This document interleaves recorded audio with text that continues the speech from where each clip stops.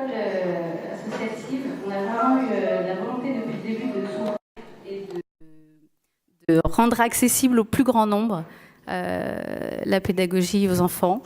On est bien conscient de toutes les difficultés que ça peut engendrer, avec les coûts d'une école privée, etc. C'est le genre de remarques qu'on a fréquemment. Donc on fait tout pour la rendre accessible par tous les moyens que ce soit financiers, avec la mise en place de bourses.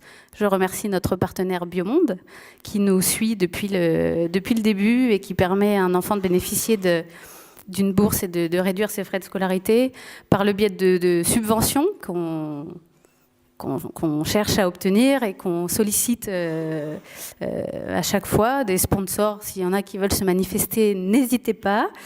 Et voilà, et on cherche donc à diffuser, à échanger largement sur la pédagogie.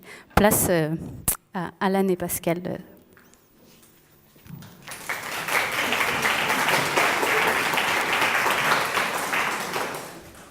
Il faut absolument le tenir. Oh, Seigneur. Bonsoir. Merci d'abord, on vous l'a déjà dit, mais merci à vous d'être là. Je faisais à Alan la remarque, la gente masculine est très bien représentée ce soir. Merci d'être là, de vous investir ou de vous soucier de la pédagogie au Québec, enfin à Québec, d'où on vient. C'est plus rare, disons. C'est pas jamais, mais c'est plus rare. Alors, merci. De plus en plus. Merci beaucoup à l'École filante de nous avoir sollicité il y a un an par biais de Skype, par biais de courriel. Ils cherchaient quelqu'un pour donner la formation, tout ça, et j'ai été en lien. Ils cherchaient quelqu'un pour former Laetitia, qui est responsable des 3-6, et puis il me demande, est-ce que vous connaissez par hasard quelqu'un qui pourrait s'occuper de la formation de l'équipe des 6-12? J'ai dit oui, ça ne sera pas très long, je vous le prête. Alors voilà, Alan et moi, nous sommes conjoints dans la vraie vie. Et si nous sommes conjoints dans la vraie vie, c'est grâce à Montessori. Alors, c'est chou. Alors, merci à l'équipe de l'école filante, c'est ça, de nous avoir invités, de nous avoir offert cette opportunité, parce que pour nous aussi, c'est une opportunité de découvrir votre culture, de découvrir votre superbe de beau pays. Et l'hiver ici, c'est pas trop difficile, je dois vous le dire. J'ai vu pire. J'aime ça l'hiver, être comme ça. Mes enfants me croient pas. Je dis, oui, regardez, votre mère est en hiver. Alors, merci à vous. Merci à l'équipe pédagogique, aux 4 professeurs de nous accueillir dans leur classe et d'accepter de mettre en œuvre les conseils qu'on leur donne, d'avoir l'humilité de dire, ben, on s'en va vers mieux, on s'en va vers meilleur. Et ça, quelquefois, même pour une personne normale, c'est pas toujours facile de se faire dire, peut-être si t'arrangeais ça, peut-être que si et vous avez remarqué, j'ai un accent, hein, alors j'essaye, là, mais si vous comprenez pas, bien, puis je vais m'adapter. Alors, merci de nous accueillir comme on est, d'accepter de modifier certaines choses et puis de nous enseigner aussi à devenir meilleurs parce que, assise sur la chaise d'observation, moi aussi, j'apprends beaucoup. J'apprends beaucoup de Laetitia et de Rebecca parce que je travaille beaucoup avec elles depuis un an et Alan de même. Ensuite, mais merci à Heidi d'avoir mis en place... Merci Heidi d'avoir mis en place les billets d'avion, tout ce qui est logistique pour cette semaine, d'avoir permis à tout le monde d'être ici ce soir puis de nous écouter. J'espère que ça va vous intéresser. Alors, merci à toi Heidi de nous avoir fait aussi découvrir les premières journées à Nouméa. Alors moi, c'est Pascal. J'ai découvert Montessori il y a 30 ans grâce à 31 ans, parce qu'elle a eu 34 ans. Yeah.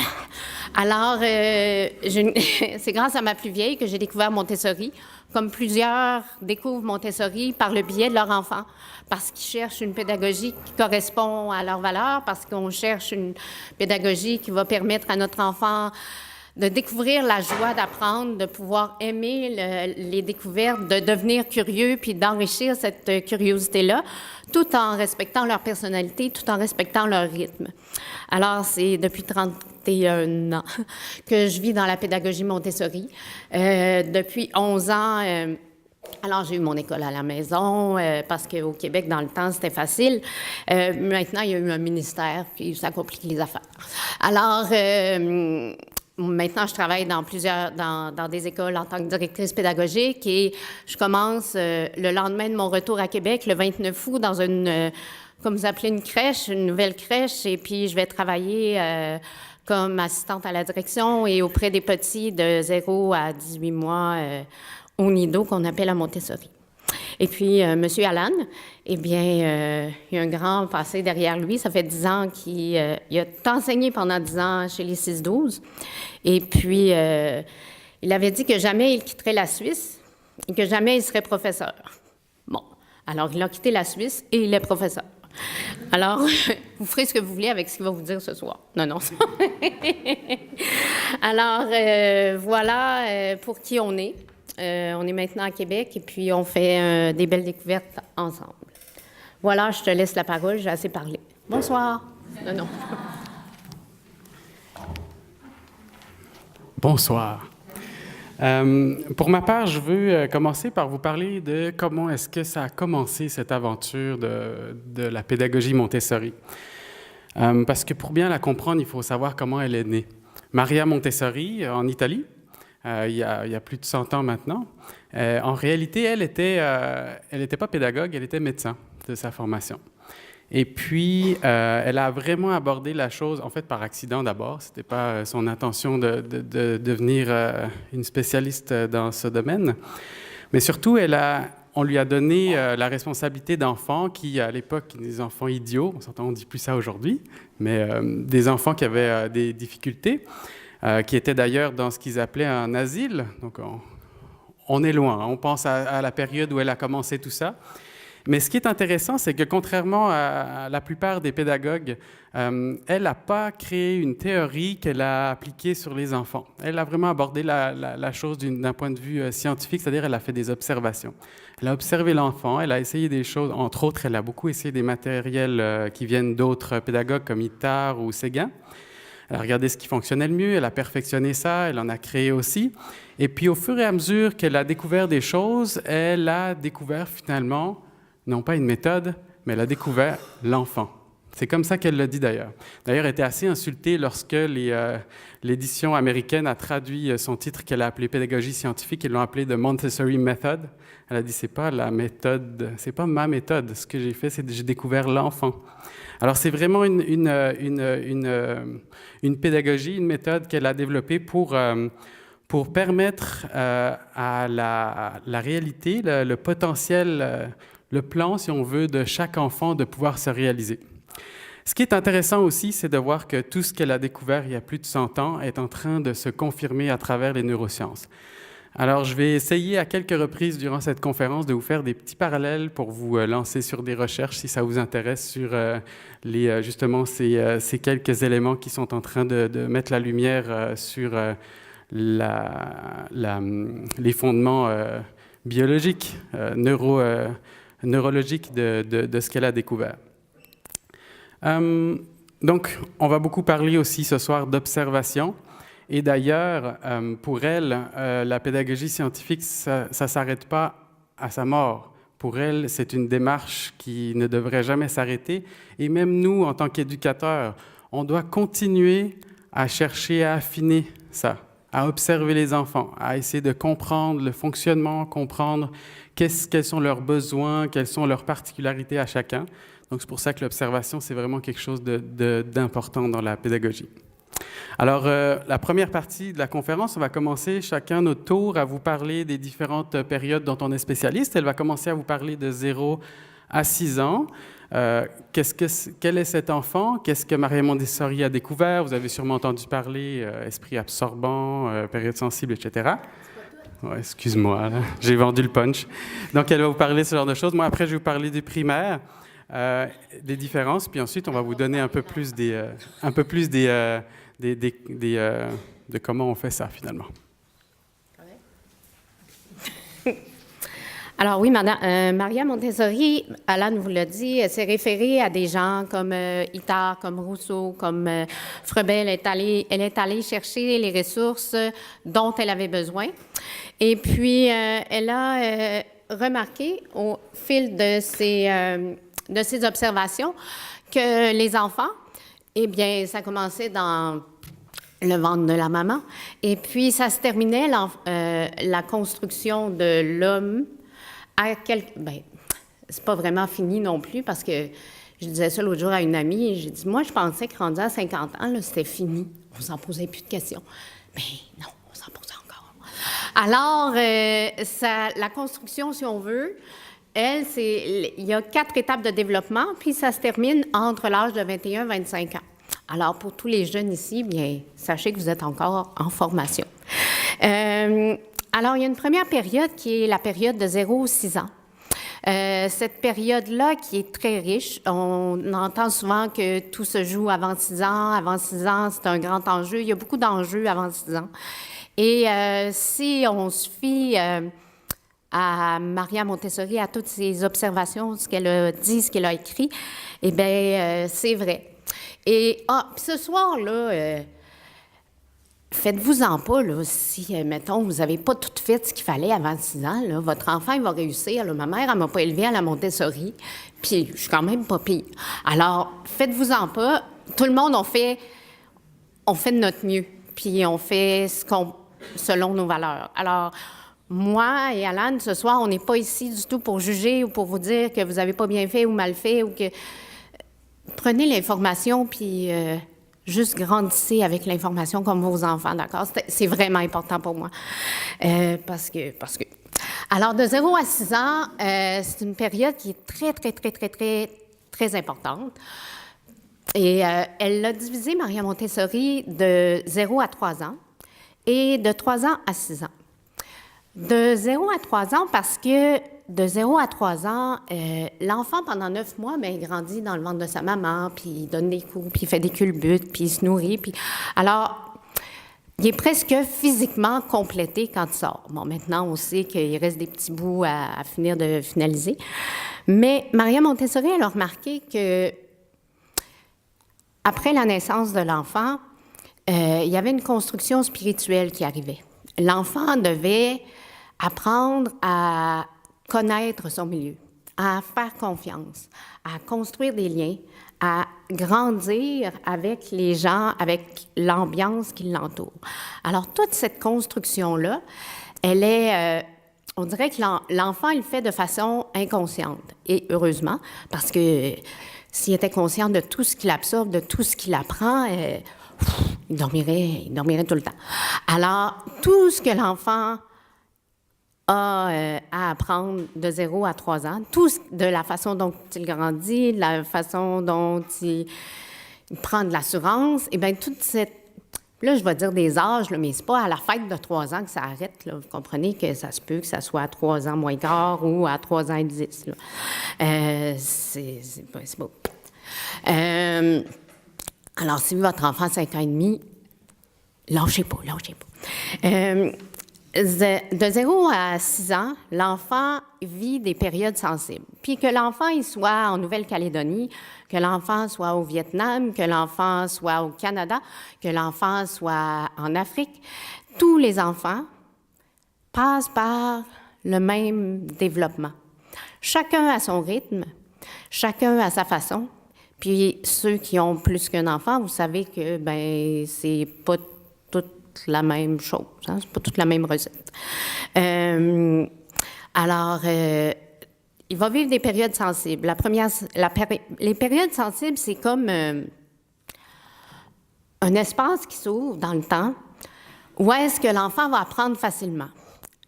Pour lui, de 0 à 6 ans, vous savez tous, c'est la période où l'enfant va apprendre facilement sa première langue, sa langue maternelle. Et pour lui, ça va être très facile d'apprendre une nouvelle langue s'il est exposé à cette langue-là. Et vous savez très bien que si à 50 ans, je décide d'apprendre le mandarin, il va falloir que je fasse plus qu'un petit effort, il va falloir que je m'y mette. Alors, la période sensible, c'est une période où est-ce que pour l'enfant, l'apprentissage se fait presque inconsciemment. Ça se fait facilement, sans trop faire d'efforts. Alors, sa première période sensible, ça va être la période sensible du mouvement, où est-ce que l'enfant ça va être facilitant de le laisser sur une couverture pour qu'il puisse faire des grands mouvements, ou est-ce qu'il va pouvoir avoir une motricité libre. La période sensible aussi du langage, où est-ce que l'importance de parler avec son enfant, l'importance de lui raconter, l'importance de communiquer avec lui, de toujours expliquer qu'est-ce qu'on fait. Alors, peu à peu, on va répondre à ses balbutiements, puis on va voir des réactions. Et puis, doucement, bien, naturellement, il va apprendre la grammaire de sa langue maternelle parce qu'on parle...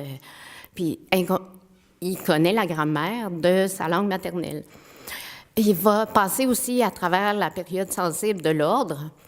Et cette période sensible de l'ordre, elle disparaît tout à fait à l'âge de 12 ans jusqu'à l'âge de 18 ans. C'est éprouvé. Quelquefois, elle revient. Quelquefois, on attend encore. Alors, mais où est-ce que pour le petit bébé, l'ordre va résider dans les gens qui vont l'approcher, dans sa routine, dans la façon dont va se dérouler son quotidien, plus tard, où sont placés les objets. Alors, tout cet ordre-là, les gens qui vont le côtoyer, ça va devenir important. Dans nos classes Montessori, vous allez remarquer qu'on va avoir un ordre pour les choses, il y a une façon... il y a un endroit pour placer les activités, il y a une façon pour présenter les activités une après l'autre. Il va y avoir aussi la période sensible des petits objets. Alors, les enfants, là, vers 2 ans et demi, bien, ils voient toutes les graines puis toutes les petites affaires qu'on ne voudrait pas qu'ils mettent dans leur bouche puis qu'on a oublié de ramasser. Bien, ils vont les voir puis ils ont une fascination pour tout ce qui est petits objets. Et plus tard, va arriver plus vers 4 ans et demi, 5 ans, la période sensible pour les relations sociales. Parce que le petit enfant de 0 à 3 ans et demi, qu'on le veuille ou non, il est en train de se construire lui-même. Alors, il est un peu nombril, il est un peu égoïste. On n'aime pas ça, entendre ça, mais il est en train de se construire. Alors, s'il met toute son énergie à se construire lui et à construire sa personnalité, il n'a pas le temps de s'occuper de... Construis-toi, là, puis quand on sera construit, on se parlera. Alors, ces périodes sensibles-là sont très importantes et l'importance pour le milieu qui va accueillir les enfants de respecter ces périodes sensibles-là. Et l'enfant, il a la possibilité de tout absorber, de tout mettre ça quelque part dans sa tête et de façon inconsciente. Alors, il va voir, oh, la dame, elle a des jolis pantalons turquoise, une belle couleur, puis il y a des motifs. Ah, tiens, lui, il a une cagoule sur ses genoux. Ah, tiens, il y a une lumière rouge qui brille, là. Hey, il y a une bouteille, il y a une forme verte. Alors, tout ça, pendant jusqu'à 3 ans, ça rentre dans sa tête, ces informations-là. Et à partir de l'âge de 3 ans, on va l'appeler l'explorateur conscient. Où est-ce que toutes les informations qu'il a reçues, pour lui, maintenant, ça va être important de les placer, de les mettre en ordre, d'ordonner toutes ces données qu'il a pu recueillir pendant sa petite enfance, et là, de les passer. L'importance, il va développer beaucoup son vocabulaire, il va avoir le goût de connaître, il va poser plus de questions. Pourquoi? Parce que. Alors, évidemment, ça, c'est pas la réponse du professeur Montessori, là, mais des fois, c'est la réponse de la mère. Parce que, vers l'âge de 1 an et demi, bien, sûrement que vous l'avez remarqué, il y a ce désir-là pour les petits qui ont acquis la marche, de faire, on va revoir surgir l'élan vital. Hey, je parle, tu m'arrêtes. Hein? L'élan vital ou le besoin de faire l'effort maximum. Alors, on les voit, puis là, ils ont envie de nous aider. Ils ont envie de participer à la vie. Ils vont à la vie de la maison, parce que souvent, c'est ce qu'ils connaissent. Alors, ils vont vouloir transporter les grosses chaises, ils vont vouloir promener avec la baguette de pain, ils sont tout à fait gauches. Puis là, nous, en tant que parents, on est comme, non. Puis là, moi, je dis souvent à mes étudiantes, Achetez-vous des pantalons avec des poches ou des jupes avec des poches ou ligotez-vous les mains. Laissez-les faire. Si ils sont pas, ça va être mal fait, ça va être long. Mais il faut qu'ils l'expérimentent parce que s'ils ne l'expérimentent jamais, bien, il y a des petits chemins qui ne se construisent pas. Alors, quand l'enfant exprime ce désir-là, de vouloir participer, de vouloir faire des grands gestes, parce que pour lui, c'est la découverte de son corps, parce que pour lui, des petits gestes, il n'est pas encore rendu là. Lui est rendu à expérimenter les grands mouvements. Eh bien, il faut qu'il fasse cette expérimentation-là. Là, l'effort maximum. Bon, je pense que j'ai tout dit.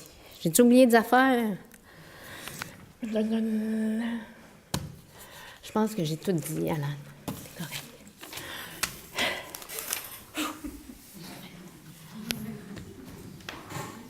Oh non, attends. On a encore 2-3 chapitres pour revenir dessus, si jamais. Alors c'est ça, l'esprit absorbant du préscolaire, on peut dire aussi. Et puis, autour de l'âge de 5-6 ans, encore une fois, comme elle a dit, hein, c'est pas tranché comme ça, autour de l'âge 5-6 ans, il y a plusieurs choses qui vont changer. Par exemple, une des questions qu'on associe beaucoup à cet âge-là, c'est pourquoi. Alors attention, les enfants, ils disent pourquoi avant. Déjà plus jeunes, ils disent pourquoi. Mais si vous observez bien, ils le disent parce qu'ils ont très vite compris que la question pourquoi, elle fait des réponses beaucoup plus longues.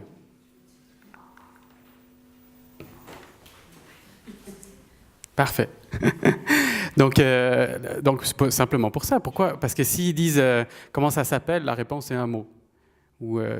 Alors que quand on dit pourquoi, puis là on parle, puis là ils nous regardent, puis ils écoutent les mots, puis c'est ça, puis là, ils disent pourquoi, puis en fait ça les intéresse pas tant que ça la réponse là. Tandis qu'à partir du primaire, c'est là que ça se passe.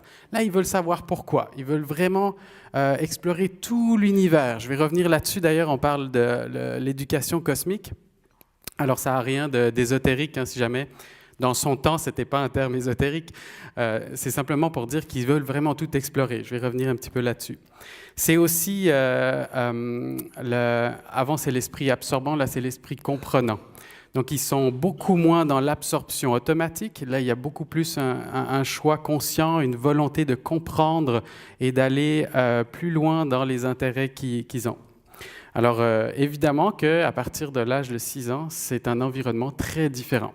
Le primaire Montessori, peut-être que vu de l'extérieur, ça ressemble, mais quand vous avez vécu la formation de l'un ou de l'autre, vous voyez que c'est très différent.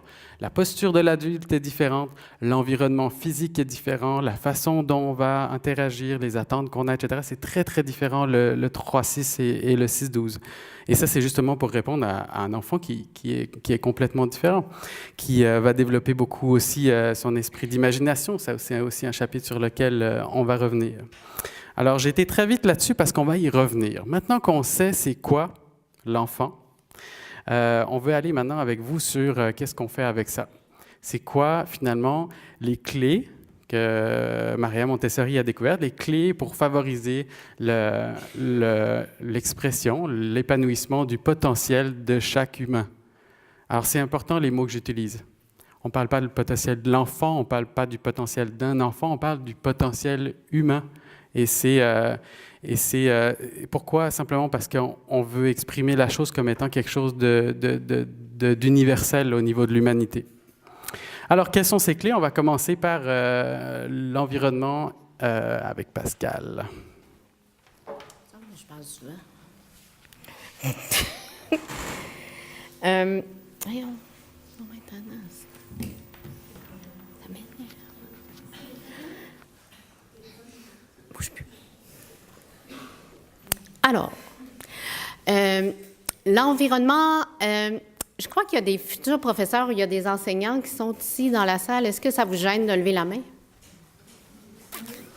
D'accord. Et il y a aussi des parents dans... Merci Jean-Christophe. Parfait.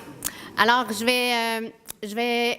Avec Alan, on va tenter de mettre en binôme ou je ne sais pas comment vous dites ça en français, les deux niveaux, soit dans l'école ou soit à la maison. Comme quoi, l'environnement ou l'environnement préparé, est très important et c'est là que l'enfant va aller chercher sa sécurité, c'est là que l'enfant va grandir, c'est là que l'enfant va construire sa personnalité. Alors que je vais parler beaucoup du 0-6 parce que c'est celui que je connais. Puis si j'oublie, bien, c'est sûr que tu vas m'interrompre. Bon. Alors, l'environnement préparé, Maria Montessori, elle, la première chose, il y a quelques éléments qui sont importants. C'est un environnement, une ambiance qui va être épurée. Ou est-ce que, soit dans la salle de classe, soit dans la maison, ce ne sera pas des environnements qui sont surchargés. De cette façon-là, on évite la surstimulation visuelle ou, comme diraient les neuroscientifiques, ça réduit l'effort d'inhibition. Vous comprendrez le tout plus tard. Alors, c'est beau, hein?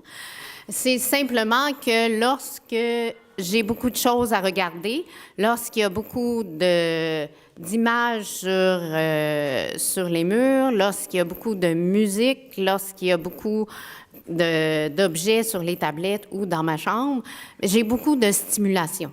J'ai beaucoup de choses à voir et déjà, les enfants, je voulais vous dire que même s'ils naissent en 2018, leur cerveau ne va pas plus vite que le vôtre.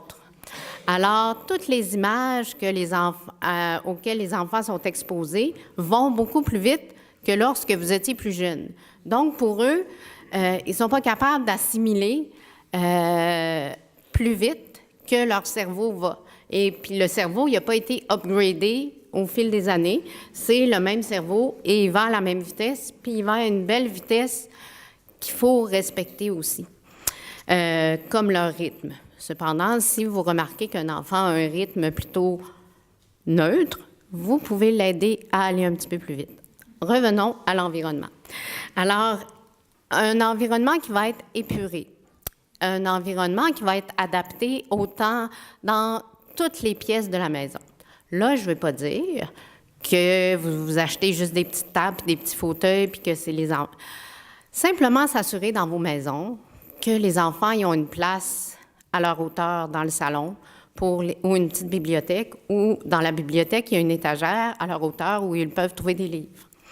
Dans leur chambre, les vêtements sont accessibles. Parce que si ces vêtements sont accessibles, il peut avoir juste 5 vêtements. Il n'est pas obligé d'en avoir 26. De toute façon, il met toujours les 5 mêmes. Alors, fait que là, vous économisez. Alors ensuite, vous pouvez l'envoyer à l'école Montessori. Moi, c'est des liens comme ça que je fais. Alors, avoir dans la salle de bain, avoir simplement un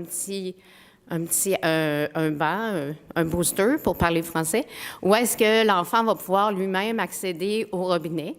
Et il va pouvoir, de cette façon-là, faire les choses par lui-même. Parce que qu'est-ce qu'il veut, l'enfant? C'est de devenir grand. Il voit ses grands frères, il voit son papa, il voit sa maman, il voit ses professeurs. Puis tout le monde est autonome. Tout le monde peut faire par lui-même. Mais lui, il faut toujours... Est-ce que vous aimez toujours ça, faire ça, vous? Peux-tu m'aider? À un moment donné, on aime ça, nous aussi, être capable. Alors là, c'est la même chose pour l'enfant. Lui, il veut devenir autonome, il veut devenir grand, il veut devenir utile, il veut faire partie de la famille. Il veut faire partie de la classe. Quand il est dans sa classe, c'est sa classe, c'est son environnement. Alors, il va être capable de pouvoir manipuler les choses qui vont être à sa hauteur, qui vont être à portée de main. Les enfants, ils aiment plier le linge. Profitez-en. Ils aiment mettre la table, ils aiment mettre les choses dans le lave-vaisselle, ils aiment faire les tâches, à épuiser leur maman. Alors, puis pour eux, c'est faire partie d'eux, c'est pas une tâche. J'ai une maman, une fois, qui est venue me voir, puis elle était découragée. Elle dit, Pascal, Manon, on lui a acheté toutes les maisons, elle a les poupées, elle a ci, elle a ça. Tout ce qu'elle veut, c'est faire ce que je fais. Elle veut plier les chaussettes, elle veut m'aider à faire à manger. Profites-en, ça va changer. Alors, pendant ce temps-là, votre enfant, il crée un lien avec les gens qui l'entourent. Pendant ce temps-là, il se construit sa personnalité, il développe sa motricité, il fait ses petits chemins neuronaux qui, plus tard, vont lui être utiles. Quand tu vas aller au 6-12, là, ça va être bien important. Alors, assurez-vous que dans la maison ou dans la classe, les enfants, leur environnement, ce qu'ils ont à manipuler, leur soit accessible. Alors, si vous voulez qu'ils ramassent un dégât, si vous voulez qu'ils soient capables de se servir l'eau eux-mêmes, mais ça serait important qu'il y ait un pichet ou une cruche à leur hauteur avec des verres à leur hauteur. Les verres doivent être cassants. Hein? Ça doit se casser. Parce que quand je fais une erreur, il y a une conséquence. Quand vous allez trop vite, il y a une police. Vous avez un billet, vous devez le payer. Quand je ne fais pas attention à un verre, il tombe, il casse. La prochaine fois, oups, je vais peut-être le tenir avec mes 2 mains. Le verre, quand c'est plein. Exactement. Alors, il y a des liens qui se créent. Puis c'est important que s'il arrive ces accidents-là. Ce matin, une petite puce, là, elle s'en allait remplir son pichet. C'est que il m'a glissé des mains et il a cassé. On va aller le ramasser. C'est tout. Alors, on a ramassé, avec son professeur, elle a ramassé les morceaux du pichet en porcelaine qui étaient cassés. Puis, heureusement, on avait plusieurs autres pichets dans la classe. Alors, on met des pichets, on met des pichets. Si jamais vous avez des pichets, portez-les à l'école. Mais elle a réalisé qu'elle n'avait pas été assez prudente, puis elle avait fait attention. Puis c'est arrivé. Mais à force de faire des petits accidents, à force d'avoir des petites peines, mais je me construis aussi. Je deviens solide, puis j'apprends à me connaître. Alors, quand j'ai des petites peines de 3 ans, après j'ai des petites peines de 6 ans, après j'ai des petites peines de 10 ans, après j'ai des petites peines de 12 ans, après j'ai une grosse peine de 18 ans, parce que mon chum m'a abandonné. Mais je suis capable de vivre avec ma grosse peine parce que j'ai eu des petites peines pour me pratiquer. C'est correct, des petites peines. Je sais, on ne veut pas qu'il y ait de la peine, nos enfants, mais c'est une partie de la vie.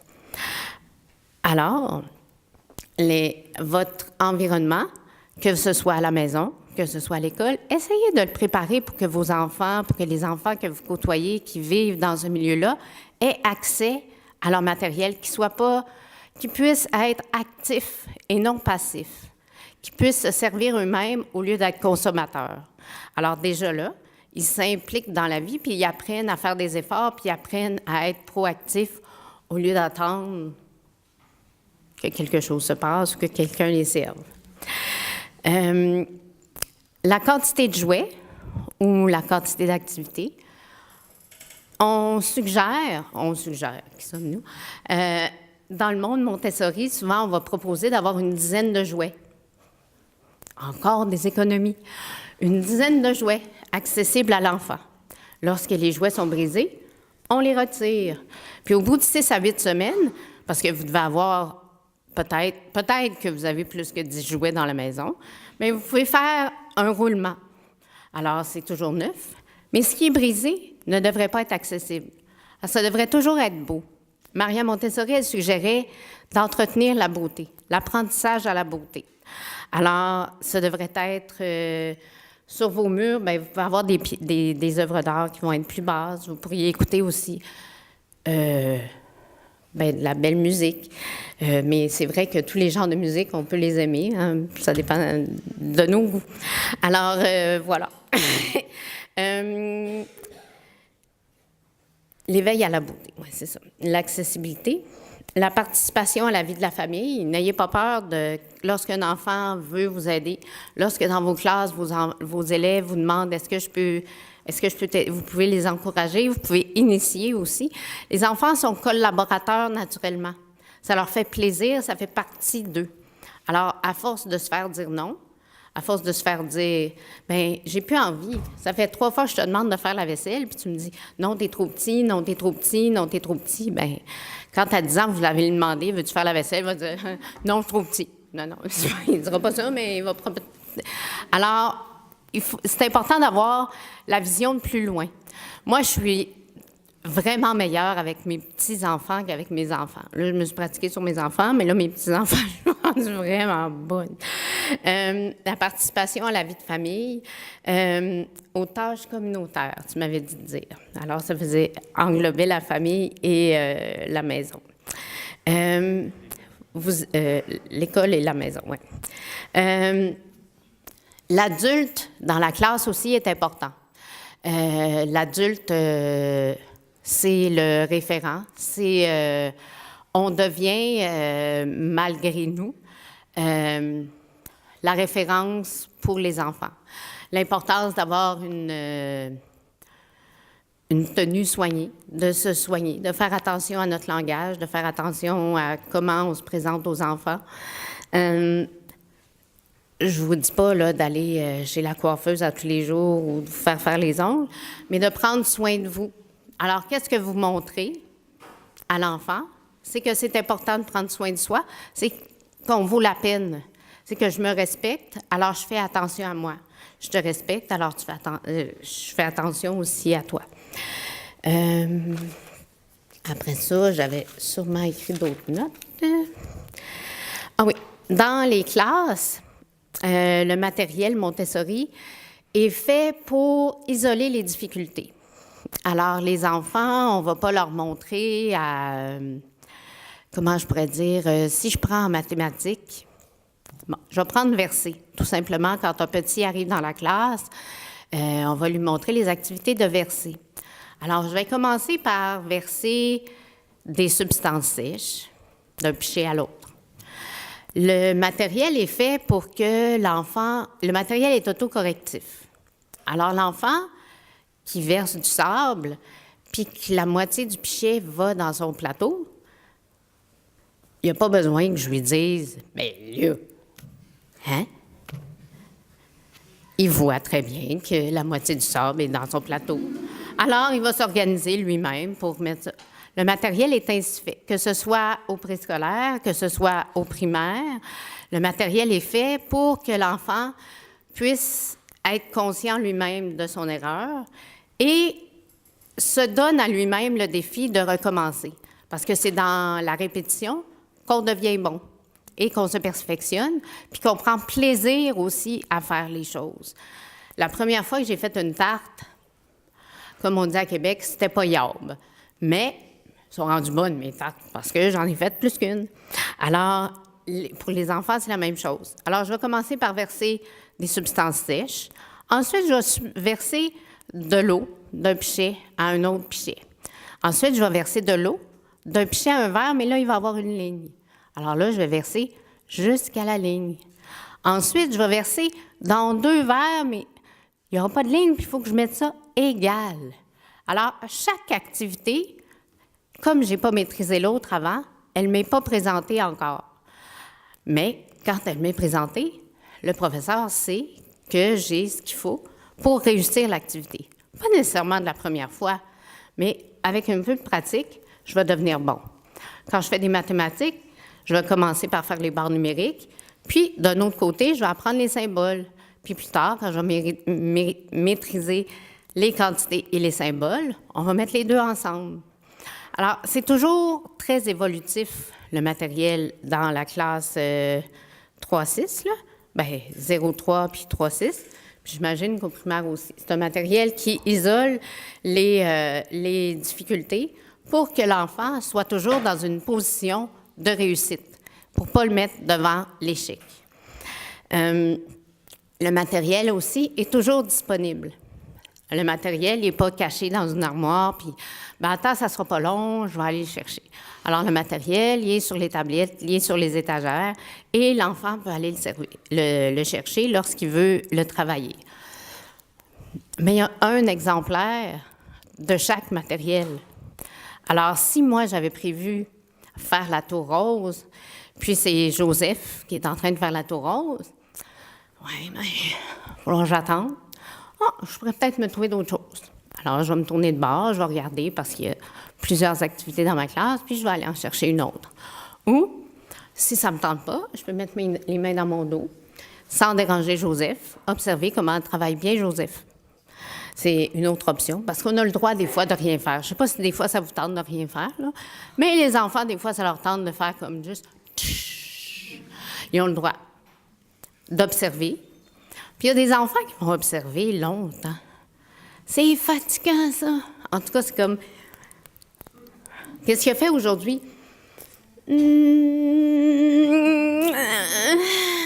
Mais il a collaboré à la collation, hein? Mais on en parle avec les parents, là, il n'y a pas de cachette. Mais il y a des enfants qui observent. Puis pendant ce temps-là, ils apprennent. J'ai ma petite Judith, je parle toujours de Judith qui est arrivée à 2 ans et demi. Malheureusement, Judith, c'était la petite sœur de Simon. Alors Simon, le soir, quand je me couchais, le lendemain, il fallait que j'aille en prévision au moins 3 activités à lui présenter parce que Simon... il consommait, il comprenait, puis il répétait, puis « OK, qu'est-ce qu'on fait, Pascal? » Parce que si je faisais rien avec Simon, bien, Simon, il marchait sur les tablettes. Alors, mais Judith...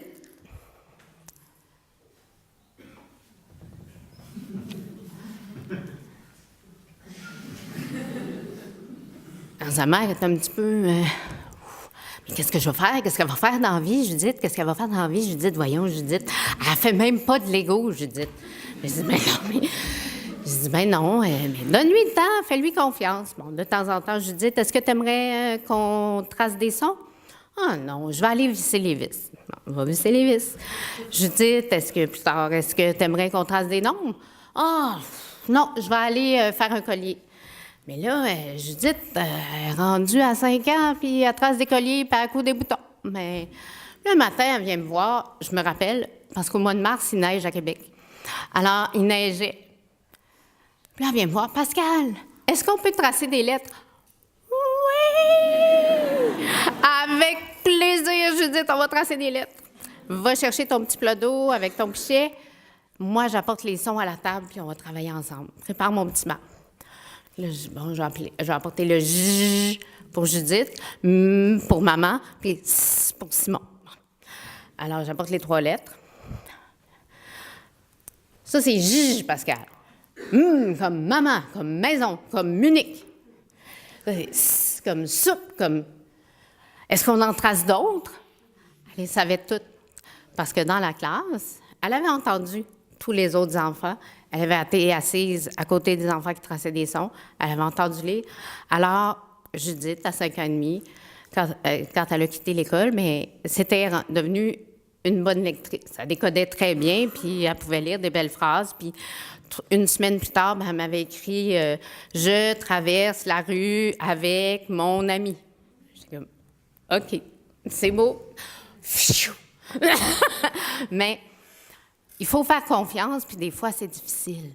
En tout cas, pour moi, là, des fois, c'est comme, il y a la pression de la maman, il y a la pression de la maman, puis tu te dis, bien, voyons donc, qu'est-ce que je fais de pas de correct? Mais finalement, elle avait réussi, mais c'est ça. Il y a pour revenir au matériel, il y a un exemplaire de chaque matériel, il est autocorrecteur et il permet l'erreur. Est-ce que tu avais d'autres choses à rajouter? Ah oui, il faut que tu parles de d'autres choses. C'est écrit là. Oui. Je pense que c'est moi qui n'aime pas. Effectivement, dans le matériel, il y a d'autres choses qui sont bien intéressantes. Puis là, je peux faire 2 ou 3 petits liens avec neurosciences, la psychologie en tout cas. Par exemple, vous avez sûrement déjà entendu parler des styles d'apprentissage. Ça n'existe pas. Alors ça, vous pouvez, par exemple, si vous allez voir Steve Masson, là, c'est le spécialiste là-dedans là, qui fait beaucoup d'études. C'est ça, Steve Masson? Non, c'est Masson. Oui, c'est Monsieur Masson. Je vais vous trouver la référence après. Et puis, donc en fait, les styles d'apprentissage, c'est pas que ça n'existe pas, mais c'est que ça a été très, très, très mal utilisé, ce qui a été énoncé. C'est-à-dire qu'effectivement, on peut apprendre de façon visuelle, on peut apprendre de façon tactile, on peut apprendre... Mais l'erreur majeure qui a été faite à un moment donné, c'est que les gens disent, bon, ben alors on va classer les enfants, puis les visuels, on va leur enseigner visuellement. Ça, c'est terrible. La vraie meilleure façon, c'est ce qu'ils appellent l'intermodalité. c'est-à-dire l'exploitation de divers canaux sensoriels. C'est la meilleure façon pour le cerveau d'apprendre. On crée des connexions avec les différents sens. Alors, peut-être qu'il y en a qui sont plus sensibles à l'un ou l'autre. Ça reste que même eux, la meilleure façon d'apprendre pour eux, c'est d'utiliser tous les canaux sensoriels. Et ça, pour ça, Montessori, c'est assez extraordinaire, le matériel qu'elle a fait. Quelques exemples, hein, quand on regarde les mathématiques, alors on compte. Alors, pour compter, alors tout y va. Hein. On va compter avec les doigts. Alors, il y a beaucoup de manipulations. Il y a du visuel, il y a des codes de couleurs, que ce soit pour les nombres ou plus tard pour les catégories, unités, dizaines, centaines, etc. Donc, le visuel, il travaille beaucoup. Évidemment, l'ouïe, parce que quand on donne les présentations, où il y a des activités aussi où on a besoin de parler, même au niveau physique, il y a des mouvements dans certaines activités. Donc ça, c'est une de nos forces, l'intermodalité. Ce qu'ils appellent la vicariance aussi. La vicariance, c'est le fait d'aborder la même chose par différents chemins. Alors, dans la vraie vie, c'est, vous allez toujours au travail en prenant le même chemin. Ah, aujourd'hui, je vais aller à mon travail et je vais prendre un autre chemin, j'ai un peu plus de temps. Alors, vous faites de la vicariance avec votre cerveau. Qu'est-ce que ça fait? Ça va vous permettre de mieux placer dans l'espace où se trouve votre école. C'est la même école, vous n'avez rien appris de nouveau au niveau de où est-ce qu'elle se trouve son adresse ou quoi, mais votre cerveau, il a fait une vicariance, il a attaqué la chose d'un autre angle, vous avez une meilleure compréhension. D'ailleurs, à ce sujet-là, je commence à être pas mal bon à Nouméa parce que je prends des chemins un peu partout à travers les collines. Je commence à savoir à peu près on est où. À partir de demain, c'est moi qui conduis, on va se perdre, c'est sûr. Donc, la vicariance commence à s'exprimer à Montessori. D'abord, encore un exemple en mathématiques, la multiplication. Je pense que ça dépasse la centaine de présentations qui abordent la question de la multiplication, mais toutes dans des contextes, du matériel, des façons différentes. La division aussi, vous le savez peut-être pas, mais il y a deux façons complètement différentes de comprendre la division par groupe et la division par partage, qui sont deux concepts complètement différents. Si je partage 10 par 2, alors soit je fais des groupes de 2, ça m'en donne 5, soit je partage à 2 personnes et chacun reçoit 5. Ce n'est pas du tout le même concept en soi, mais c'est les deux, la division. Alors ça, c'est la vicariance où on va vraiment attaquer les mêmes concepts de plein d'angles différents. C'est aussi qu'au primaire, très souvent, à la fin des présentations, on a fini de présenter, etc., puis on finit la présentation en disant « Et qu'est-ce qu'on pourrait faire maintenant pour apprendre ça? » On le dit là. Les enfants, quand il y a une classe qui est installée, puis ils ont des tonnes d'idées. Alors, je ne sais pas, on a présenté les volcans, alors là, ça explose. Alors, il y en a qui veut faire une présentation, l'autre à côté, il veut fabriquer un volcan avec de l'argile, l'autre, il veut faire une peinture, l'autre qui veut faire une recherche. En tout cas, ça, c'est une des choses qui est extraordinaire, c'est que vraiment, ils peuvent explorer la chose de plein de façons différentes. Il y a aussi le fait qu'il y a énormément de matériel. C'est vrai au préscolaire, mais c'est encore plus vrai au primaire. On veut pouvoir répondre à tous les besoins, toutes les envies, les intérêts. Alors, ce que je viens de dire est absurde, on ne peut pas, mais on essaye. Okay? Je vous assure que les intérêts des enfants sont infinis. Alors, dans une classe Montessori complète, on a un immense programme en botanique, un immense programme en biologie en général, en géographie, en sciences, en maths, etc. Et il n'y a jamais aucun enfant qui fait le tour du programme de base. Ça, je vous assure, c'est impossible. Juste ma formation, la formation primaire Montessori, c'est une année complète, 10 mois à plein temps, ou sur 3 étés. Et on a compté avec mes collègues pour rire, on est, alors dépendamment de où vous faites votre formation, on est entre 1400 et 2000 présentations. Et ces présentations ouvrent à plusieurs travaux possibles. Donc vraiment, on essaye d'avoir dans notre mallette de choses qu'on peut présenter demain à l'enfant qui s'y intéresse, toute une gamme de choses. Donc ça aussi, c'est important au niveau de l'ambiance primaire, d'avoir cette capacité d'alimenter très rapidement un intérêt qui vient émerger. Qui permet aussi d'ailleurs à l'enfant d'explorer, d'aller plus loin dans quelque chose sans avoir besoin de l'adulte, et qui permet aussi à un enfant de se donner du défi, parce qu'on va donner une présentation, Puis, il y a peut-être, sur les 4 enfants qui sont à présentation, il y en a peut-être 2 que juste faire le travail que j'ai montré, ça va être un très beau défi. Puis, il y en a 2 que la présentation est finie, puis le travail, c'est déjà réglé. Alors, si on a juste ça dans la classe, c'est dommage. Donc, le matériel, il est fait pour qu'ils puissent vraiment pousser s'ils en ont la volonté. Pascal parlait de l'aspect autocorrectif du matériel. Il y a un autre aspect important que ça amène, ça, c'est l'autonomie. Au primaire, c'est encore une fois très évident que le fait que le matériel soit autocorrectif, ça permet à l'enfant de ne pas dépendre de l'adulte. L'enfant qui fait des multiplications, il n'y a pas besoin de l'adulte pour le corriger, à aucun moment.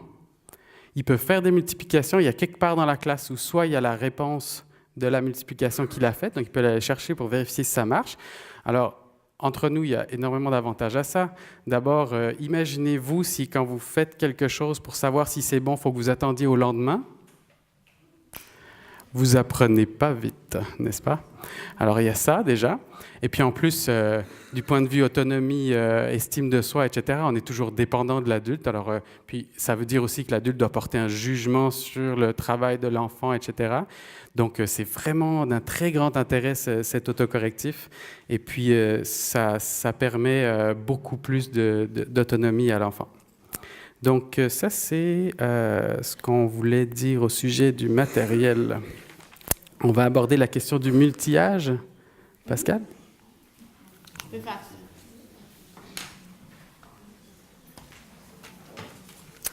ça. Dans les environnements Montessori, Maria Montessori, elle a reproduit un peu ce qui se passe dans la famille. Alors, nos classes sont des classes multi-âges où les âges sont mélangés. Alors, souvent, c'est des périodes de 3 ans ou ce sont des périodes de 6 ans. Chez les plus petits, c'est de 0 à 18 mois, dépendamment des pays. Ça va être de 0 à 3 ans ou 0, 18, 18, 36 mois. Et ensuite, on fait 3, 6, 6, 9, 9, 12, etc., etc. Qu'est-ce que ça permet, le multi-âge? Bien, ça reproduit un peu ce qu'on peut retrouver dans les familles. Alors, habituellement, dans les familles, on n'est pas 4 enfants de 2 ans, 4 enfants de 8 ans, puis 4 enfants de 6 ans. Ça serait beaucoup. Alors, on a ce multi-âge-là. Pour le plus jeune, ce que ça permet, bien, il va beaucoup apprendre par mimétisme. Il va beaucoup avoir envie de faire comme son grand frère ou faire comme sa grande sœur. Moi aussi, quand je vais être grand, je veux faire ça. Alors, dans les classes, c'est un peu la même chose qui va se reproduire. Les plus petits vont regarder les plus vieux comme étant des héros. Hey, wow, il est bon. Hey, moi, j'ai hâte de faire ça, la banque, là. Tu vois, il a fait des divisions. Moi aussi, je veux faire des divisions. Bon, bien, je vais m'y mettre. Je vais commencer par apprendre à compter de 1 à 10. Alors, c'est un stimulant pour le plus jeune. C'est aussi stimulant pour le plus vieux. C'est très bon pour son ego parce que au lieu, il se retrouve à être le plus vieux, à être celui qu'on aimerait être, à être celui qui peut apporter de l'aide, celui qui peut enseigner aux plus jeunes, celui qui peut aider le plus jeune, celui aussi qui peut donner un coup de main de temps en temps au professeur. Ça fait du bien, ça aussi, à l'estime de soi. Ça permet aussi beaucoup de collaboration. Vous allez remarquer, bien, probablement que vous avez remarqué de toute façon que, mais dans nos classes, je regarde, parce que c'est frais dans ma mémoire, avant hier, un enfant qui a renversé, bien, même moi ce matin, j'ai renversé le pot de perles par terre. Alors, Laetitia et Alan m'ont aidé.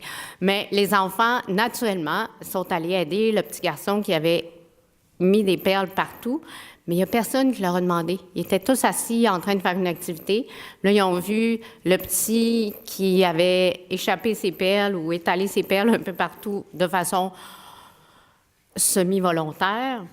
Et ils l'ont tous aidé à tout ramasser sans que personne, quand ça a été terminé, bien, ils se sont levés et sont retournés à leur travail sans d'autres chichis. C'était juste ça. Un enfant va répandre de l'eau, les autres vont venir aider. Il y a une collaboration qui est volontaire, qui est innée de la part des enfants, puis ça leur fait plaisir. Dans les milieux multi-âges aussi. Et ça permet aussi d'avoir le même professeur pendant 3 ans. Ça permet au professeur d'apprendre à vraiment connaître son élève avec ses forces et ses défis. Alors, si moi, j'ai mes mêmes élèves pendant 3 ans, ça me permet aussi, parce qu'eux aussi, des fois, ils ont des défis ou ils ont des petits côtés à améliorer, ça me permet de dire, bien, moi, en tant qu'adulte, je vais me trouver des outils pour vivre une belle relation avec cet enfant-là. Je ne suis pas dans le mode où est-ce que, bon, bien, de toute façon, il me reste 2 mois, après c'est fini. J'ai le défi de me dire, je vais grandir avec cet enfant-là. Je vais changer mes lunettes de bord, je vais me trouver des solutions, puis je ne vais pas devenir son amie parce que je suis son enseignante, mais je vais trouver des façons pour qu'on développe une belle relation. Alors, ça me permet de créer vraiment un lien qui est fort et qui est prononcé avec tous les élèves qui sont dans ma classe. C'est sûr que c'est pas tout pareil. Ce serait de mentir que de vous dire on les aime toutes, mais oui, des fois, on a des faiblesses. En tout cas, moi, là, je suis pas toi, là, mais moi. Mais ça, on va en parler plus tard, un petit peu du lien d'attachement. Avais-tu des choses à rajouter? Ah ben non, juste un petit détail, si ça vous intéresse, la question de l'altruisme spontané ou Rousseau, il parle de la bonté innée, là, ou l'entraide innée des enfants, là. Il y a un chercheur, Tomasello, qui a fait des expériences là-dessus. C'est très intéressant. Tomasello, Tomasello, vous ferez des recherches sur Internet, et il y a des vidéos où on voit vraiment des enfants très, très, très jeunes. Et il y a des petites expériences comme ça où il y a un adulte qui se retrouve mal pris et systématiquement, les enfants vont aider dans la mesure de leur capacité. Ça, c'est bien intéressant. Je vais aborder maintenant un sujet... un qui me tient le plus à cœur, la question de liberté et discipline. Ça, c'est quelque chose. Et c'est vraiment important qu'on l'aborde parce que c'est un des points qui est le plus mal compris à Montessori le plus souvent.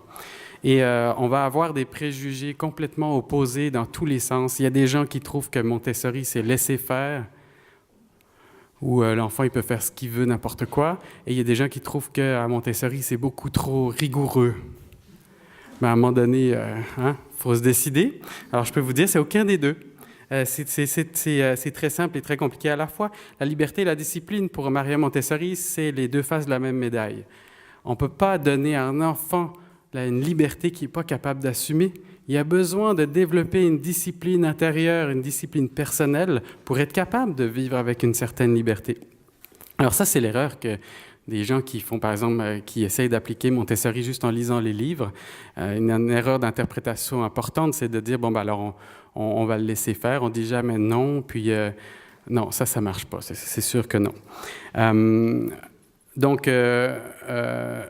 Donc, par exemple, on va dire que ce n'est pas une éducation par la liberté. Donc, on ne donne pas la liberté à l'enfant pour qu'il s'éduque. C'est une éducation à la liberté. On va amener tranquillement l'enfant à devenir bon avec la liberté, à s'apprivoiser cette chose-là. Ça demande le développement de la volonté. Pour avoir de la volonté, ça prend beaucoup de choses. Il faut se connaître. Pour vouloir quelque chose, il faut d'abord savoir on est qui, qu'est-ce qu'on est. Développement de la volonté, ça veut dire aussi la capacité de faire des choix, la volonté. Mais pour faire des choix, il faut avoir la liberté de les faire. Donc, c'est tout un équilibre. Donc, on ne peut pas obtenir chez un enfant le développement de la volonté et de la discipline si on ne lui offre pas de liberté.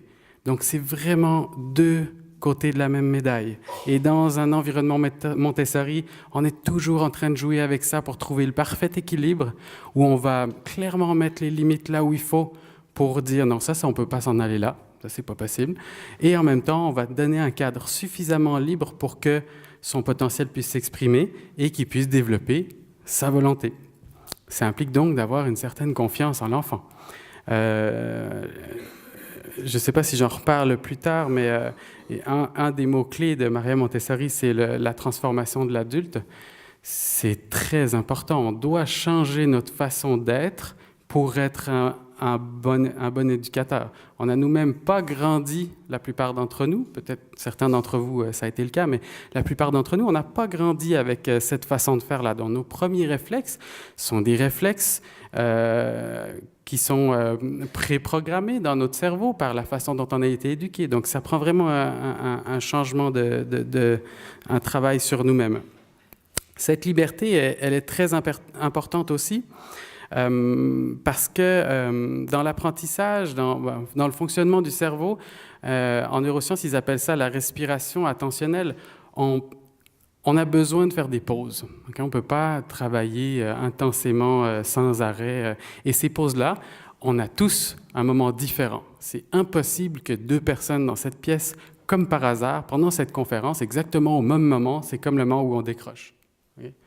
Vous avez tous décroché à un moment donné dans cette conférence, ce ne sera pas tous au même moment, parce qu'on n'a pas tous la même respiration attentionnelle. Et là, cette liberté, elle permet ça, c'est-à-dire que l'enfant il est concentré, il est investi dans son truc, puis là, c'est là que c'est terminé. C'est certainement pas le moment où, comme par hasard à l'école, la cloche sonne, on sort 15 minutes, on va s'aérer.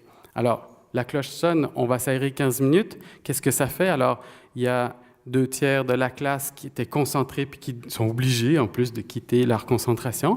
Puis il y en a un autre tiers qui était peut-être sur le point de commencer quelque chose, ou alors c'est correct pour eux la pause, puis tant mieux pour eux. Alors ça, c'est pour ça que dans les écoles Montessori, on a une longue période de travail libre.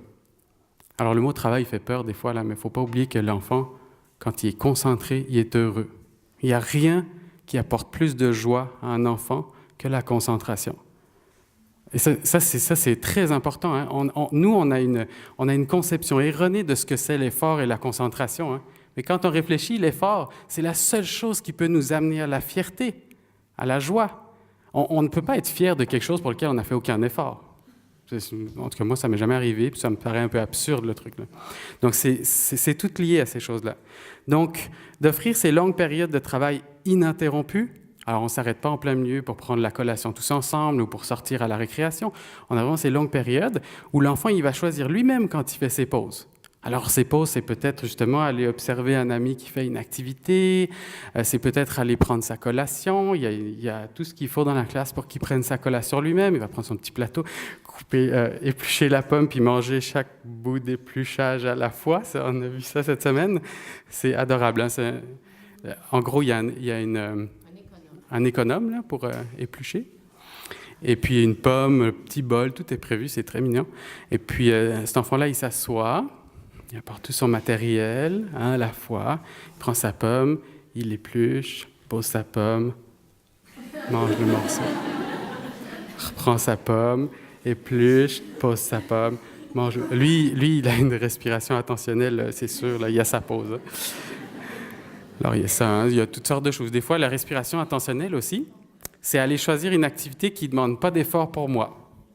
Hein, il y a des activités qu'on fait c'est plus quelque chose qui nous demande un effort, qu'on fait juste pour le plaisir. C'est ça aussi. On a tous besoin de ça. C'est important et les enfants, même chose. Mais chacun a un moment différent. On n'a pas le même rythme. J'ai parlé de ces longues périodes-là, cette liberté, ça permet aussi le mouvement. Alors en ce moment, là, vous êtes assis depuis trop longtemps et votre cerveau, il manque d'oxygène. Alors, si vous voulez, vous pouvez vous lever et vous rasseoir, je vais attendre. Vous allez avoir 8% d'oxygène de plus dans votre cerveau juste à vous lever puis vous rasseoir. Et en plus, ça fait du bruit, hein, ici.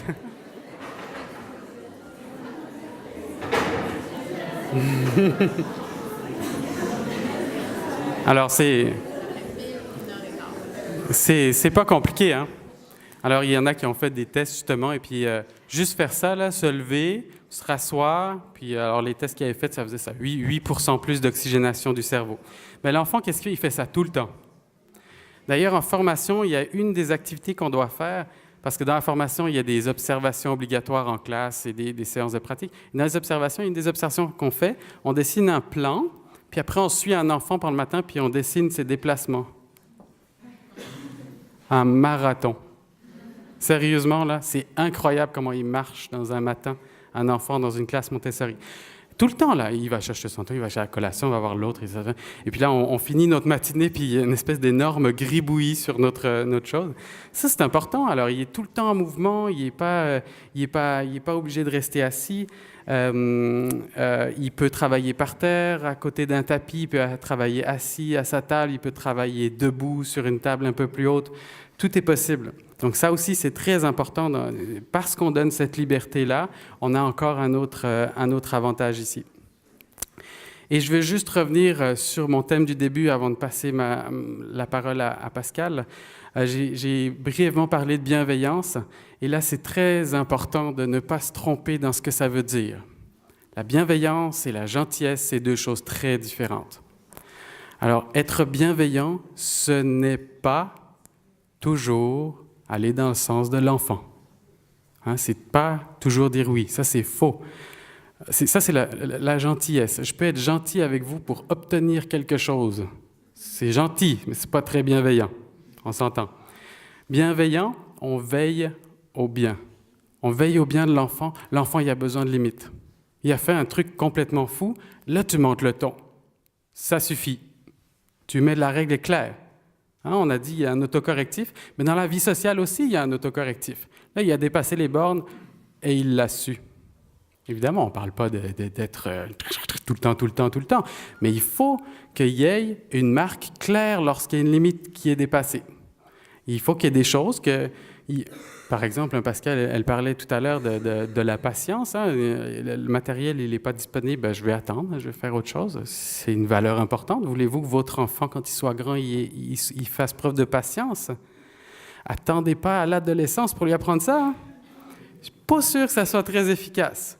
Quand il est petit, il y a des choses qui sont frustrantes, il y a des petites peines, comme tu disais, mais c'est ça. Malheureusement, aujourd'hui, on ne peut pas faire ça.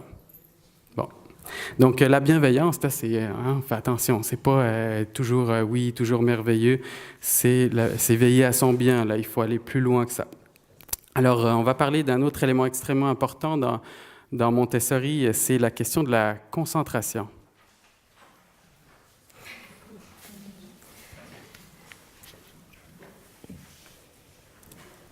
À Montessori, on dit souvent que l'enfant est... Il y a un enfant, on ne sait pas si c'est vrai, mais c'est écrit dans un des livres de Maria. C'est un visiteur qui allait dans une classe de 3-6 et il dit on m'a dit qu'ici, vous faisiez tout ce que vous voulez. Et l'enfant lui a répondu on ne fait pas ce qu'on veut, on veut ce que l'on fait. On ne sait pas si c'est vrai, là. En tout cas, c'est beau. Mais c'est un fait. L'enfant qui fait son travail, c'est lui qui l'a choisi. Alors, habituellement, il va le faire du début à la fin. Le début, c'est lorsqu'il va chercher son travail sur la tablette ou sur l'étagère. Et la fin, c'est lorsqu'il vient le reporter, prêt à être utilisé par son ami, son camarade après lui. Je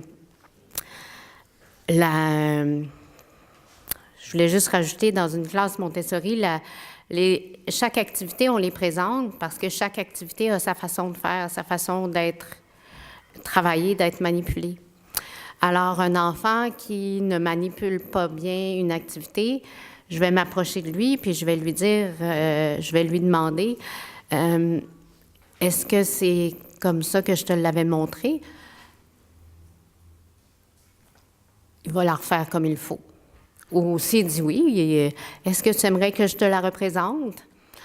Non. Puis ça m'est arrivé ce matin.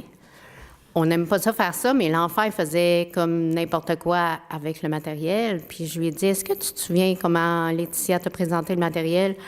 Oui. Est-ce que c'était comme ça? Non. Alors, peux-tu le faire comme il faut? Non. J'ai dit, bon, mais alors, on va aller le ranger. Tu pourras le reprendre plus tard, quand tu voudras bien le faire. Mais Je me suis peut-être pas fait un ami, bien, c'est pas mon but, mais il est allé le reporter parce que, surtout de 0 à 6 ans, les enfants, ils ne savent pas. Bien, là, je dis 6 ans, là, mais vous vous rappelez, là, ça se peut que. Ils ne savent pas la différence entre qu'est-ce qui est bien et qu'est-ce qui est mal. Ils ont besoin. Ça se construit, ça aussi. Alors, l'adulte qui accompagne l'enfant, vous êtes celui qui l'aide à comprendre qu'est-ce qui est bien et qu'est-ce qui est mal. Alors, ça fait aussi partie de la bienveillance. Maria Montessori, il y a bien des choses qu'elle a découvertes dans ses observations et qui aujourd'hui sont vérifiées par des études ou des expériences quelconques avec des casses de bain et des fils sur la tête. Elle ne l'avait pas, elle avait pressenti ça, elle avait vécu ça en observant l'enfant. Alors, dans la pédagogie Montessori, c'est une pédagogie bienveillante. C'est une pédagogie de discipline qu'on dit positive. Mais il y a toujours des conséquences à quelque chose qui n'est pas supposé d'arriver. Alors, c'est important de... C'est notre rôle de papa, de maman, d'enseignant, d'accompagnateur, de caregiver aux enfants, de les guider, de mettre un cadre et puis de les laisser libres dans ce cadre-là. La concentration, elle arrive à partir des tout petits bébés. Notre dernière petite fille qui a 1 mois, ça fait longtemps qu'on l'a vue, même toute petite, elle avait des moments où elle nous fixait. Est-ce qu'elle est concentrée? Est-ce qu'elle n'est pas concentrée? On lui parle, elle regarde où elle essaie de trouver c'est où la voix. Un enfant de 12 mois va essayer de rentrer un contenant dans un autre contenant. Un enfant de 18 mois va se forcer. C'est des petites périodes, c'est tout petit. Mais c'est important de les respecter. On ne dérange pas une période de concentration, c'est sacré. C'est un moment où est-ce que l'enfant va se connecter avec lui-même. Quand vous êtes concentré sur un travail puis que « Maman! » Oui! C'est la même chose chez l'enfant. Une fois que je suis déconcentrée, ça me prend beaucoup d'énergie pour me remettre, pour me réinvestir dans mon travail. Alors, je vous le dis, avec vos enfants, avec vos élèves, lorsque vous voyez un enfant qui est concentré parce qu'on le voit, il y a sa bulle, il y a son aura autour de lui, c'est merveilleux, puis vous le laissez grandir là-dedans. À force d'avoir des petites périodes de concentration, ils vont se rallonger, ces petites périodes de concentration-là. Tout à l'heure, Alan parlait de la période de travail. Les enfants, c'est la même chose. Au début, ils vont faire un peu n'importe quoi, puis à un moment donné, ils vont prendre leur petit café, eux autres aussi, et puis à un moment donné, ils vont aller chercher un gros travail, puis ils vont le faire, leur gros travail, puis c'est pas le temps d'aller les déranger, puis après, là, ils ont besoin de... Là, je vais aller faire les petits pompons, là, une petite facile, puis après ça, je vais me réinvestir, je vais aller rechercher un gros travail pour... Mais c'est à force d'avoir été respecté dans sa concentration, dans ce moment-là où il n'y a plus rien qui existe sauf mon travail, mon désir d'aller plus loin parce que j'ai envie, parce que j'aime, parce que je suis complètement absorbée par ce que je fais, ce moment-là, il est précieux, ça vaut de l'or, on ne le dérange pas. À travers ce moment, alors même à la maison, lorsque vous voyez vos enfants qui travaillent, ou puis le grand frère ou la grande sœur qui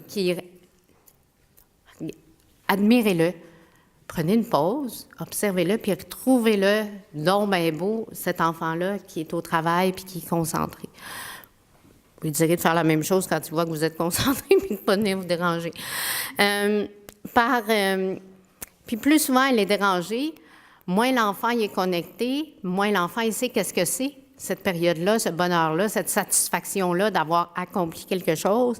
Alors plus c'est difficile après ça d'aller la chercher, de la conquérir.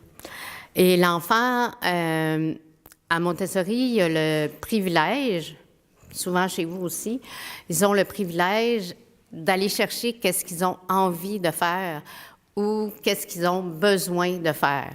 Alors, le travail qu'ils ont choisi, ça leur fait plaisir. C'est un plaisir, alors ils vont s'engager dans ce travail-là. À force de se concentrer comme ça, va arriver, Maria Montessori, elle utilise le terme la normalisation. C'est un peu mouche-mouche comme mot, mais en tout cas, on ne veut pas dire que l'enfant devient normal, mais l'enfant se connaît de plus en plus. Il connaît ses besoins, il connaît ses forces, il connaît ses envies, il connaît ses goûts. Et quand il se connaît bien, après ça, il est capable de répondre à ses besoins. Et il est capable, on va dire après ça, qu'il a acquis une certaine autonomie. Il va être capable... puis quand on a plusieurs individus comme ça dans notre groupe qui sont normalisés, on a aussi la normalisation du groupe qui va arriver. Alors, on peut... la normalisation, vous allez le voir, c'est quand c'est le temps de courir, de sauter, de chanter, de danser, l'enfant il est à fond dans courir, danser et chanter. Bon, maintenant, on peut se rasseoir, puis on va se poser, puis on va discuter. OK, on va se poser. Alors, l'enfant, il est capable de... Puis le groupe va être capable aussi de suivre les consignes en tant que groupe. Alors, c'est ça, hein? Tu peux rajouter, si tu veux, la petite normalisation de Maria.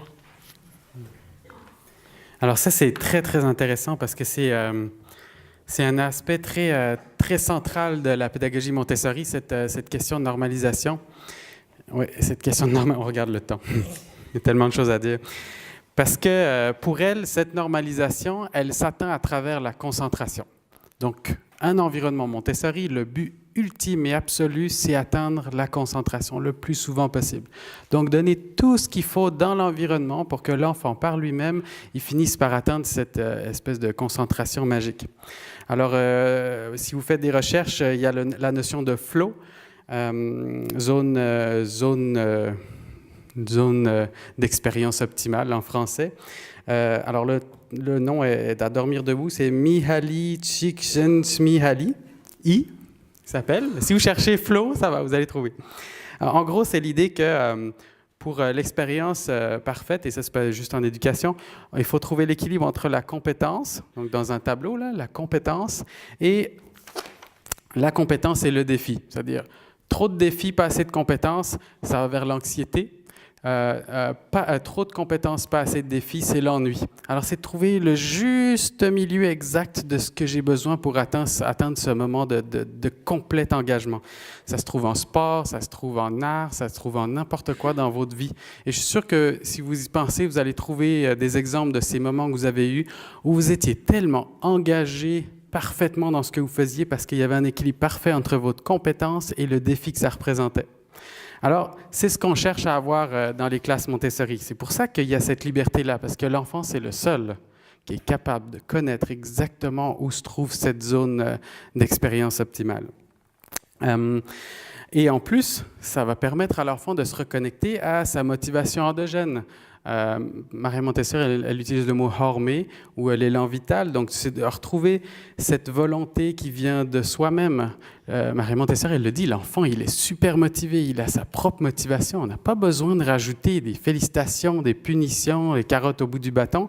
À l'origine, l'enfant est né, il est super motivé. Est-ce qu'il obtient des bonhommes sourires quand il se met à marcher la première fois? Il n'y a personne qui lui a demandé. De toute façon, il n'aurait pas compris si on lui avait demandé. Donc, il est plein de motivation. Et si on garde cette flamme allumée en donnant cette liberté et tout ça, bien, c'est là qu'on va pouvoir l'alimenter. Et la concentration, c'est un des éléments importants pour ça. Pascal, elle parlait des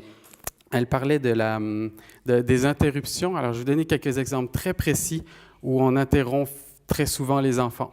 Le bébé qui maintient le regard. Puis là, nous, on ne maintient pas le regard. C'est parce que peut-être qu'inconsciemment, on pense qu'il n'y a pas encore de conscience, cet enfant-là, ou c'est mignon, là, c'est cute, on dit au Québec. Alors, on regarde notre téléphone ou on parle à quelqu'un et il est en train de nous regarder. Tu gardes le regard. Vous seriez surpris la longueur, le temps qu'ils sont capables de maintenir votre regard. Alors, imaginez, esprit absorbant est en train de tout absorber son environnement. Qu'est-ce que vous lui apprenez quand il commence ses premières expériences de persévérance, OK, vous avez compris le message. Tu sais, ça commence à tout simple comme ça. Après, plus tard, ça devient plus évident aussi. Il est concentré, on va l'interrompre les plus souvent parce qu'on veut l'aider. Il ne t'a pas demandé, tu ne l'aides pas. OK? Je donne un exemple, le petit Augustin, il était là, il y avait ces petits clips là, pour accrocher quelque chose qui ne servait à rien, là, mais c'est pas grave. Et il essayait. Moi, j'étais assis sur le divan, puis là, je le regardais essayer, puis il manquait son coup à chaque fois. Il était à côté, où il arrivait dedans, puis ça tournait, puis ça marchait pas, son truc. Moi, j'étais assis sur le divan, puis là, il y a Maria Montessori sur mon épaule qui dit « Psst, touche pas ». Là, je regarde ça. 5 minutes. Il y avait 2 ans et demi, hein. 5 minutes à le regarder puis à attendre. Il m'a jamais rien demandé, hein. 5 minutes. Je vous dis, quand il l'a mis dedans, la joie, le truc de fou, ça serait jamais arrivé si j'étais arrivé, puis n'importe quoi, hein, pour l'encourager, pour l'aider, pour lui montrer comment... J'aurais fait n'importe quoi de ça, ça aurait été terminé. Puis... Vous voyez du monde, le regard de Pépé Alan quand il s'est oui, c'est comme... Yes! Je ne me suis pas trompé. Exact. On va l'interrompre aussi quand nous, on est pressé, donc quand on veut nous imposer notre rythme. Je sais, hein, c'est pas facile. Le matin, on ne doit pas arriver en retard au travail, puis c'est là que c'est compliqué, etc. Mais il faut avoir ça en tête pour essayer de trouver des façons, trouver des manières de donner le temps à l'enfant de faire par lui-même. On va souvent aussi interrompre lorsqu'on est en train de faire quelque chose avec lui, puis on a un monstre dans notre poche qui se met à vibrer. Moi, ils savent à la maison, là, c'est comme... ça a été un peu imposé à un moment donné, mais ils savent que moi, si je suis en train de lire une histoire à mes petits-fils, viens pas me voir. Okay? Je suis en train de lire une histoire. Peu importe ce qui se passe, je vais finir mon histoire. Bon, on s'entend, si le feu prend, je vais sortir. Hein, mais, tu sais, je suis en train de lire une histoire. Je vais aller jusqu'au bout. Je suis avec lui. Encore une fois, imaginez, hein, il y a 3 ans, vous êtes en train de lire une histoire, puis à toutes les 2 minutes, vous regardez le téléphone pour répondre aux messages. Vous voyez, c'est quoi, j'ai reçu un courriel, c'est quoi. Il y a quelqu'un qui vous parle, vous parlez avec quelqu'un à la cuisine, vous vous levez tout le temps pour aller vérifier qu'est-ce qu'il y a sur le feu. Ben, après, on se demande pourquoi il y a plein d'enfants qui ont des troubles de concentration, qui ne savent pas se placer, qui sont excités. On peut commencer déjà par ça. Je ne dis pas que c'est le seul problème, mais commençons déjà par leur donner un exemple de persévérance, un exemple de concentration, un exemple de « on reste là ». Alors maintenant, je vais aller à la suite parce qu'il faut qu'on avance. On a parlé de la concentration. Alors, en neurosciences, c'est là qu'on va toucher au plus intéressant. On a ce qu'on appelle les fonctions exécutives. Les fonctions exécutives, c'est très simple. C'est tout ce qui se passe en avant ici du cerveau, le cortex préfrontal. Ce cortex préfrontal, c'est ce qu'ils appellent le chef d'orchestre du cerveau. Donc, tout ce qui fonctionne dans le cerveau fonctionne grâce à ça. Ce cortex préfrontal, ces fonctions exécutives, elles font fonctionner toutes les notions d'inhibition, je vais revenir dessus, hein, de mise à jour, mémoire au travail et flexibilité mentale. Inhibition, c'est celle dont je vais parler le plus. L'inhibition, c'est la capacité au cerveau de décider que certaines informations peuvent être inhibées, peuvent être ignorées. Alors, là, on voit le lien tout de suite avec la concentration, évidemment. Hein?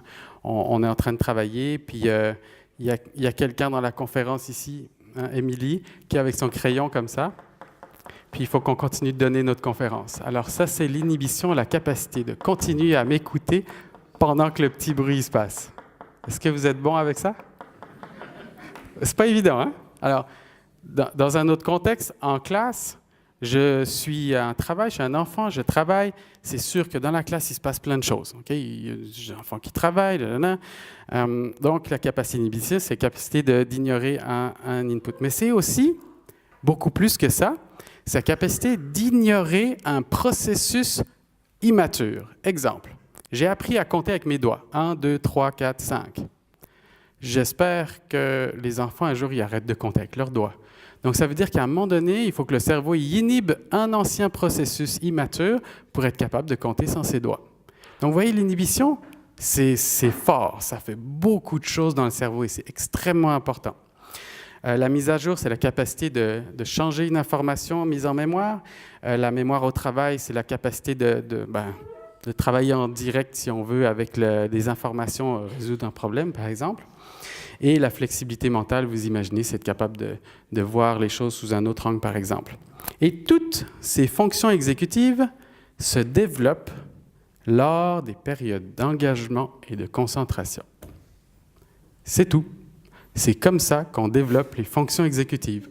On les développe, les enfants les développent lorsqu'ils sont engagés et concentrés dans quelque chose. Et là, ce sont très clairs dans les neurosciences. Les fonctions exécutives, c'est le seul paramètre qui se retrouve systématiquement dans les paramètres de la réussite scolaire ou de la réussite de l'épanouissement, etc. Alors, il y a plein d'autres choses qui varient, etc., mais le développement des fonctions exécutives, c'est le seul élément qui est absolu. Ça prend des bonnes fonctions exécutives pour réussir dans la vie, en gros. Et comment on les développe? Avec un engagement et une concentration.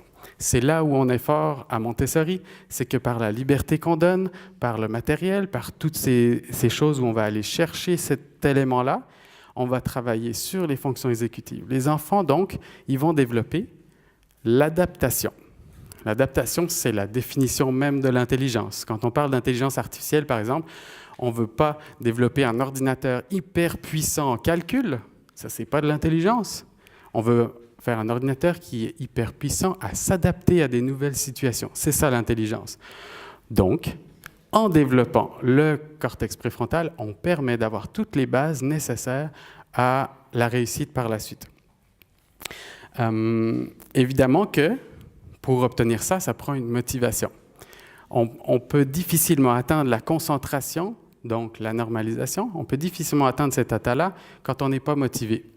C'est pour cette raison, encore une fois, qu'à Montessori, on apporte énormément d'importance à répondre aux intérêts de l'enfant.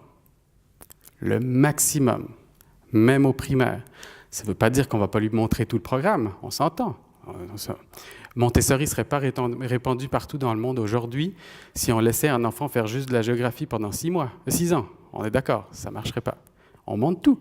Mais il y a tout ce qu'il faut dans l'environnement pour que là où lui, il sait instinctivement, il sait qu'il va atteindre cet état de grâce, on pourrait dire, cette concentration, ce flow, lui, il va y aller naturellement parce qu'il a de l'intérêt, parce qu'il veut, puis il a du plaisir à le faire. Ça lui apporte une certaine joie.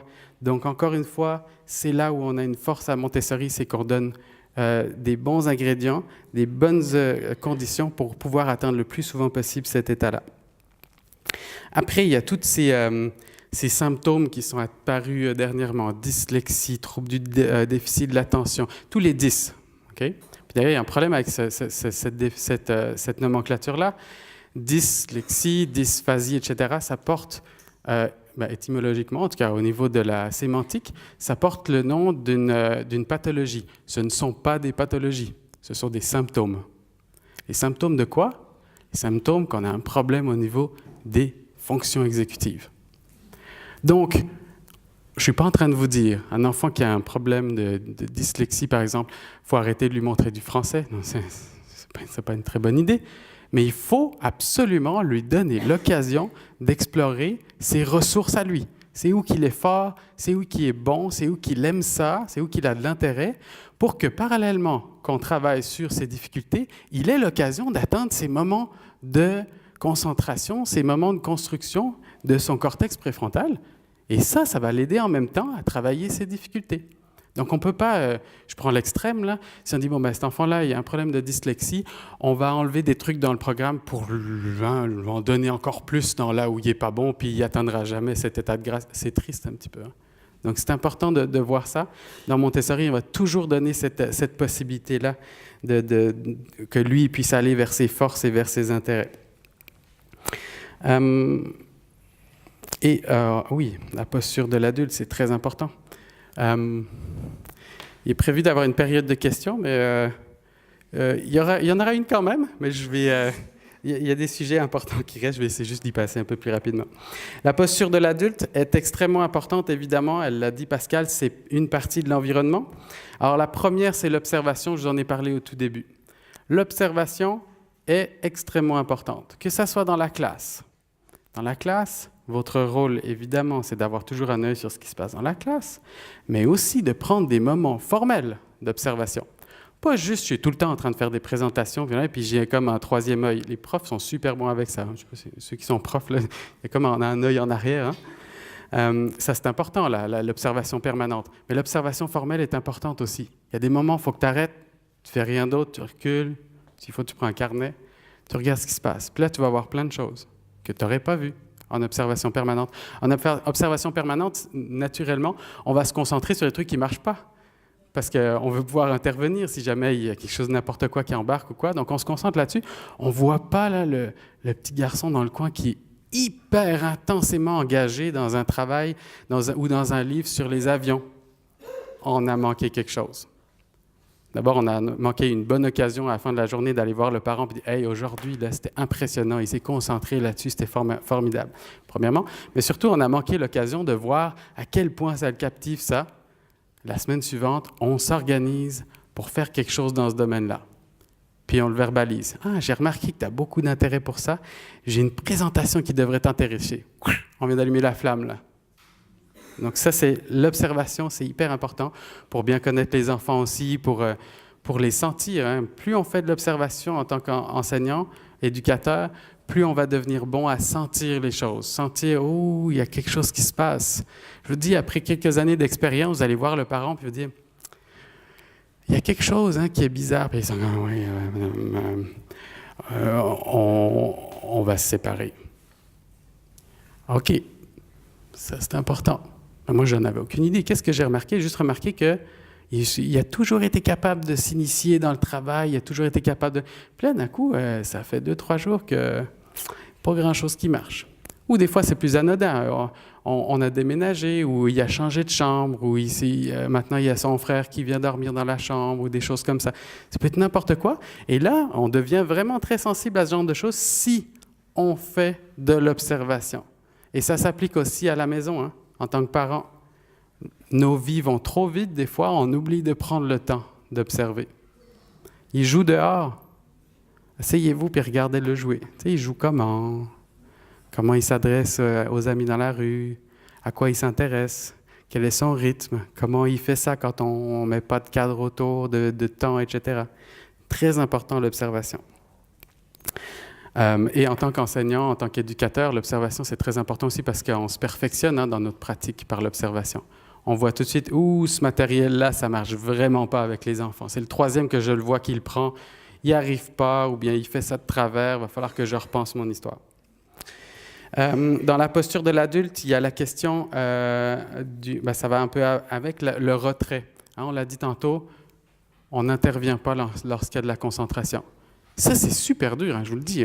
Ça fait 11 ans que j'enseigne, puis encore régulièrement, je me promène dans la classe, puis je vois un truc qui est dans la poche. Attends une seconde, regarde ce qu'il fait. Par exemple, elle disait au préscolaire, s'il ne fait pas bien le travail et il fait ça de travers, on peut intervenir. Au primaire aussi, il y a juste un peu plus encore de temps à réfléchir parce qu'au primaire, on va voir comment il est en train d'explorer le matériel. Des fois, il ne le fait pas exactement comme on l'a montré, mais il y a comme quelque chose de mathématique dans ce qu'il est en train de faire avec ses bâtons. Alors, je ne lui ai pas montré, on a un exemple cette semaine, il faisait ses triangles avec les bâtons de couleur, puis il fait ses triangles, puis il commence à mettre des bâtons dedans, exactement de la bonne taille pour le remplir, comme pour le rayer. Je ne sais pas si vous imaginez l'image un peu. Alors, premier réflexe, on dit « c'est pas comme ça que je te l'ai montré. » Non. On reste en temps, on regarde ce qu'il fait. Puis vraiment en train d'expérimenter le fait qu'un triangle, on part d'ici, c'est de plus en plus grand. Il est concentré, on ne touche pas. Donc c'est vraiment une posture de l'adulte qu'il faut repenser. La bienveillance aussi, mais j'en ai parlé beaucoup avant, c'est un élément extrêmement important dans l'éducation, de faire la part des choses là-dedans. Ça va? Le langage, au Québec, on a beaucoup de travail là-dessus, mais je pense qu'un peu partout dans le monde, c'est important en tant qu'adulte de parler aux enfants normalement, avec des vrais mots, puis des vraies phrases, etc. Plus on parle bien, plus ce sera facile pour lui d'absorber. Vous vous souvenez, il absorbe. Si vous parlez avec plein de fautes de français dans votre façon de parler, mais c'est un peu logique que quand il va se mettre à écrire, il va écrire avec plein de fautes dedans. Je vous donne un exemple évident. Au Québec, on n'est pas très bon, les gens ne sont pas très bons pour accorder les participes passés à l'oral. Alors, il y a des accords qui se font pour rien, et puis d'autres qui devraient se faire qui ne se font pas. Alors, je vous le dis que l'accord des participes passés à la fin, au primaire, là, moi, c'est intense au Québec. Parce que la voiture, je l'ai pris. Vous, ça vous sonne bizarre, hein? Mais au Québec, on entend souvent ça à l'oral. Alors, je ne vous dis pas quand il faut l'apprendre. Tu sais, quand il y a déjà une base, vous parlez bien à votre enfant, il y a des choses qui viennent tout seuls. Quand vous dites ça, la voiture, je l'ai prise, vous n'êtes pas en train de vous dire c'est l'auxiliaire à voir. De toute façon, grammaticalement, ta phrase ne fonctionne pas, même si je viens de Québec, ça marche. Tu sais, vous n'êtes pas en train de faire toute l'analyse grammaticale derrière. L'enfant non plus, il va être capable de faire un certain nombre d'accords. Donc, quand il va apprendre la règle, c'est plus une règle qui explique son univers. C'est beaucoup plus facile. Donc, c'est important de bien choisir ses mots, bien parler. Et puis, tu voulais parler du lien d'attachement aussi. Là, on saute quoi? C'est quoi qu'on enlève? Ce sera pas long, on fait une petite consultation. Ben, on parle de ça, on peut... Ben... Qu'est-ce que je voulais dire, donc? Ah oui, le lien d'attachement. J'ai eu le privilège de travailler avec Médico Miller, qui donne des formations au Québec sur la bienveillance, etc. Puis elle parlait du lien d'attachement pour nous, les professeurs, et en même temps, nous, les parents. Comme quoi, c'est important d'avoir le souci de présenter à l'enfant celui qui va ou celle qui va s'occuper de lui. Tout à l'heure, je vous expliquais qu'à Montessori, on a le privilège d'avoir les enfants pendant 3 ans. Alors, tout doucement, on apprend à se connaître, on se connaît, on se parle, le lien est créé. Lorsque l'enfant va changer de classe, qu'il va aller dans un autre groupe, c'est d'avoir le souci d'aller lui présenter son nouveau groupe, d'avoir le souci d'aller lui présenter sa future ou son futur enseignant et de lui dire, en tant que parent, que vous faites confiance à cette personne-là. Parce que pour l'enfant, vous êtes son référent. Si papa, maman font confiance à cette personne-là, ça veut dire que moi aussi, je peux m'ouvrir, je peux me laisser aller, je ne suis pas obligée d'avoir toutes les réserves que j'aurais eues. Alors, elle appelait ça le pont. Beaucoup d'enfants, maintenant, vivent l'anxiété. Je ne sais pas ici, là, en Nouvelle-Calédonie, mais au Québec, il y a de plus en plus d'anxiété cachée. Et le fait d'avoir plusieurs intervenants, parce que les enfants, à Montessori, on a le privilège d'avoir un professeur, puis quelquefois l'intervenant en anglais. Parce que l'autre professeur fait la musique, la chimie, la musique, le maths, le français, le ci, le ça. Dans une école normale, j'ai 6 intervenants qui vont être auprès de moi. C'est beaucoup de monde qui vont passer dans ma vie en une journée. Il y avait un enfant qui avait gradué de Montessori en 6e année. Il dit, c'est agréable.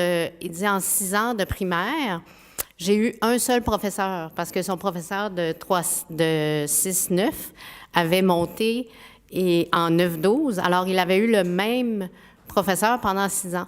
Il dit, l'année prochaine, je m'en vais au secondaire et en une seule journée, je vais avoir 6 professeurs. C'est génial quand même. Alors, l'image était jolie. Des fois, ça peut être choquant. Pour l'enfant, c'est beaucoup de monde qu'il rencontre dans son quotidien. C'est beaucoup de monde qui vont s'occuper de lui et qui vont intervenir dans son éducation, qui vont prendre soin de lui. Alors, c'est d'avoir le souci, en tant qu'adulte, soit que vous soyez parent, soit que vous soyez enseignant, de créer ce lien-là ou de permettre à l'enfant de le créer parce que vous faites confiance à l'adulte qui va s'occuper de votre enfant et de permettre ce lien-là. J'avais un de mes élèves au début de ma jeune carrière qui m'aimait beaucoup. Puis un soir, il avait dit à sa maman, « Moi, je l'aime tellement, Pascal, là. Je pense que j'aimerais ça que ça soit ma maman. » Fait que là, moi, je ne le savais pas. Le lendemain, elle me dit, « Ouais. » Ariel m'a confié hier que des fois, il aimerait ça que tu sois sa maman parce que tu t'occupes tellement bien de lui. Là, j'étais comme... Il y avait un malaise. Elle dit, ça me fait tellement plaisir de savoir qu'il est bien avec toi, puis que tu l'aimes comme t'es. Je suis pas une professeure exceptionnelle, mais je les aime. Alors, des fois, c'est pas facile en tant que maman, en tant que papa, de dire que notre enfant, il peut aimer quelqu'un ou que quelqu'un peut aimer notre enfant, mais soyez heureux que votre enfant soit si bien que ça pour se laisser aller puis accepter de grandir accompagné avec une autre personne. Mais je suis pas plus fine que Laetitia, là, ça m'est juste arrivé de même dans ma vie. Alors, créer ce pont-là entre les intervenants auprès des élèves. Si vous prévoyez partir en vacances, prévenez-les, vos élèves. Bon, mais je vais être absente ou je serai absent pendant 2 semaines, je pars en vacances, et ce sera Monsieur Joseph qui viendra vous remplacer dans la classe, et puis je vous le présente. Alors là, vous donnez à Monsieur Joseph la crédibilité qu'il a besoin pour lui faire son travail. Ce sont des détails, puis on se dit, bien, ça va de soi, mais ça ne va pas de soi. Ce sont des petits détails qui font la différence auprès des enfants qui sont quand même un peu fragiles. Là, il reste 10 minutes.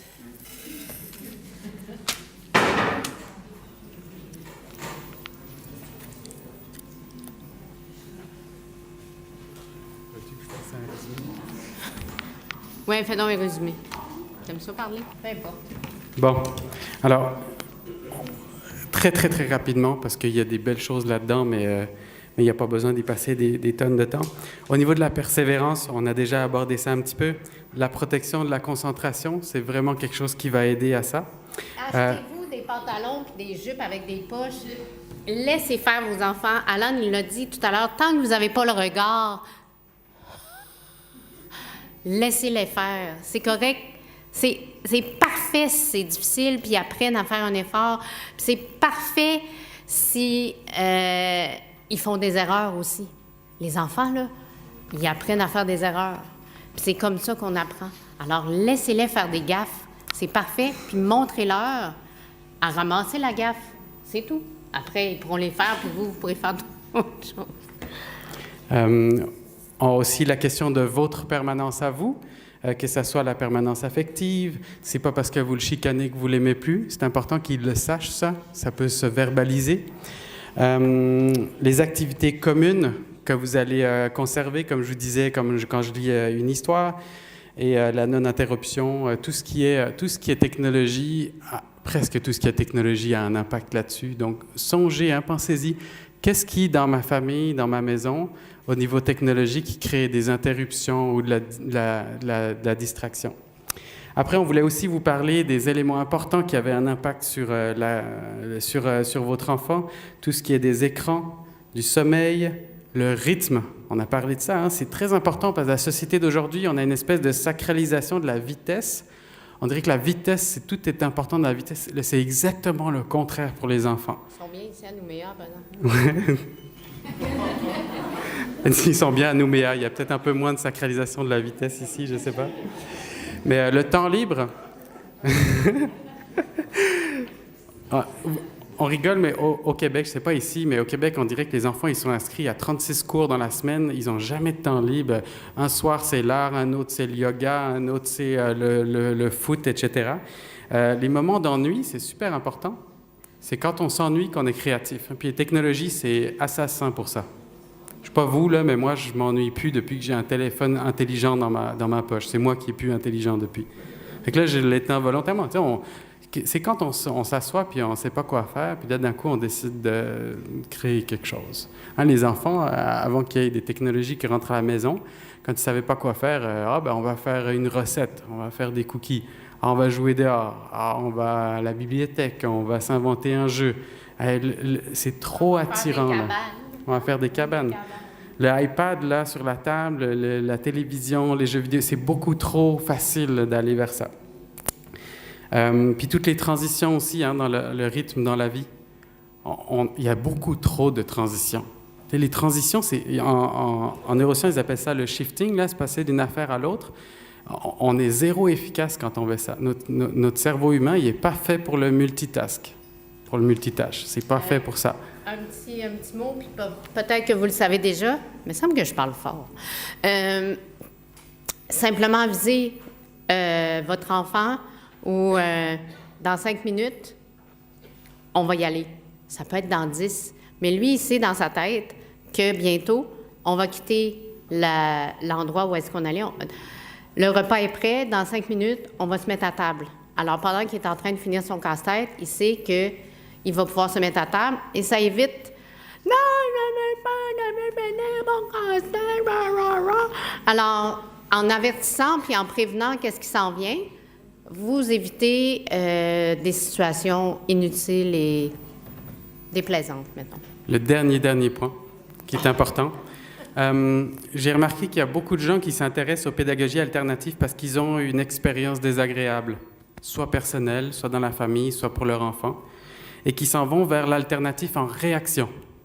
Alors, en réaction à, je ne sais pas, par exemple, beaucoup, c'est en réaction avec la violence dans laquelle ils ont été éduqués. On ne parle pas de la violence, ils ne sont pas fait frapper, c'est pas ça que je veux dire, mais la façon dont on leur a parlé, la façon dont ils ont été forcés, ou on n'a pas respecté leurs besoins, leur rythme. Le problème de ça, c'est que souvent, ces personnes-là qui réagissent à la violence, ils vont à l'autre extrême. C'est là qu'on parle d'enfant roi. On dit « Ah non, mon enfant, il n'y aura jamais aucune chose qui va le contrarier. » C'est vraiment pas une bonne idée. C'est une question d'équilibre. Hein? C'est toute une question d'équilibre. C'est liberté, discipline. C'est là que votre enfant, il sera heureux. Votre enfant ne sera pas heureux, enfant roi. Un enfant roi, c'est pas heureux. C'est un antonyme. Donc, c'est vraiment, si jamais vous êtes dans cette démarche-là, de vous conscientiser que c'est ça que vous êtes en train de faire pour vous assurer de ne pas aller dans l'autre extrême, de vraiment trouver l'équilibre pour votre enfant. Alors non, je ne veux pas être dans la violence affective, je ne veux pas être dans la violence, dans la communication. Je veux être dans la communication non violente et je veux lui donner un cadre, je veux être bienveillant avec lui. Donc, ça, c'est une petite chose, j'ai souvent remarqué qu'il y a ça. Alors, peut-être qu'il y a des oreilles ici qui ont besoin de l'entendre et j'espère que vous comprenez ce que je veux dire. C'est de faire attention à ne pas réagir en partant à l'autre extrémité. C'est une question d'équilibre qu'il faut trouver ici. Alors, merci beaucoup pour votre attention. Vous étiez vraiment très dans le flow. C'est super.